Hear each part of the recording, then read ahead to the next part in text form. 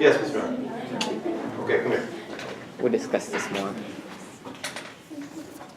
All right, so yesterday we talked about how you could take something like x to the 1/2 power equals 3 and solve it.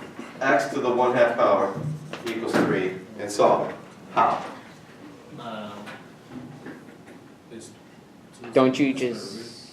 Right, 1/2 means square root, and so the opposite of that is to root it? square it, right? Yeah. Okay, so why do I square it? Because it's the opposite of square root, right? You give me real quick? Okay, so I square both sides, okay? Now when I do that, what you don't know is, really what I'm doing is taking it to the 2/1 power. Which is called what? Anybody remember what 1/2 is compared to 2/1? Let me flip it. A reciprocal. Okay. Okay, so I didn't really say that, but it's really, if you do the reciprocal, well, what's 2 times, by the way, power to a power means multiply. What's 2/2? 1. 1. So you get x equals and you get it solved. Well, that kind of leads into what we're talking about today. To solve an equation in the form of x to the m/n power. When I say m/n, I'm saying that because they are not 1, right? Here, that's a 1, that's a 1. Up here, if you look at the examples, neither of those are 1s, neither of those are 1s, and so on, okay? So when I say m/n, they are both real numbers greater than 1. You raise each side of the equation to the power of n/m, the reciprocal, okay? Now, if the nth root of x is a real number, then doing that, and I kind of showed this up here on the board, x to the m/n power raised to the n/m power would be what? Well, what is mn divided by nm? 1. Yeah, because the m's would cancel, the n's would cancel, and I just get 1, right? So that would give me x to the 1st power, except there's something different and special about this section. Yesterday, they cancel out, I get x. Today, because both the numerator and denominator of the exponent are greater than 1, well then I actually have to take the absolute value. So put those little bars there, and we're going to write ourselves a little paragraph here to the right. Okay? A little paragraph. So, literally, so when you raise both sides to a power over root. I know it looks like power slash root, but I mean power over root, like we've been saying. Power over root. Remember when we chanted it and next door they heard us? No, they didn't, because you guys were weak. I remember that. So, yeah, we were. I was like, all right, ready? Power over root! And you guys went, power over root. Yeah, no, nobody heard me.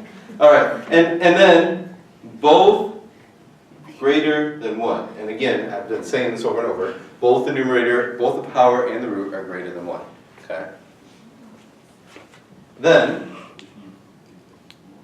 you must consider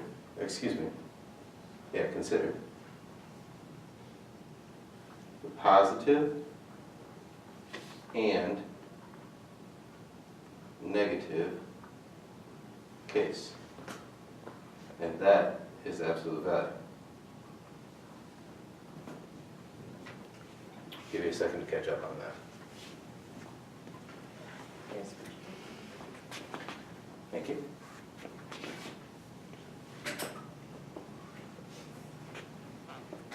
Can somebody define absolute value for me?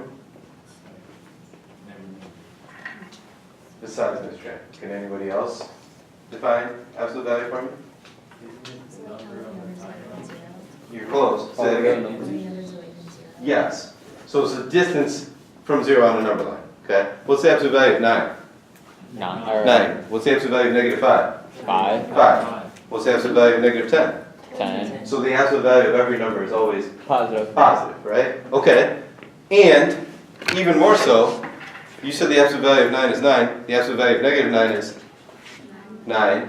So they have two numbers that will have the same absolute value, right?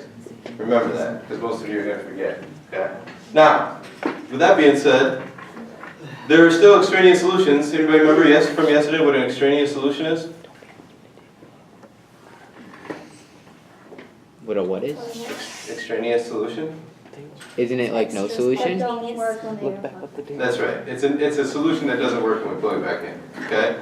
So it's something you find, but you don't. But because we can still get that, we got to get the radical term by itself first.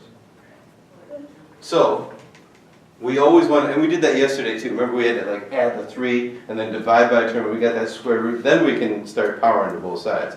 But that was like the step 1 and 2 before we raise the power. Okay? Now before we kind of get into the real crux of the notes, I'm doing these for a reason, by the way. I want you guys to try 1 through 6. I'm going to tell you right now, 2 is going to be the hardest problem. So maybe if you're struggling with a problem like 2, do 1, 3, 4, 5, and 6 first, and then we'll come back to it. And then we will get into the rest of the notes.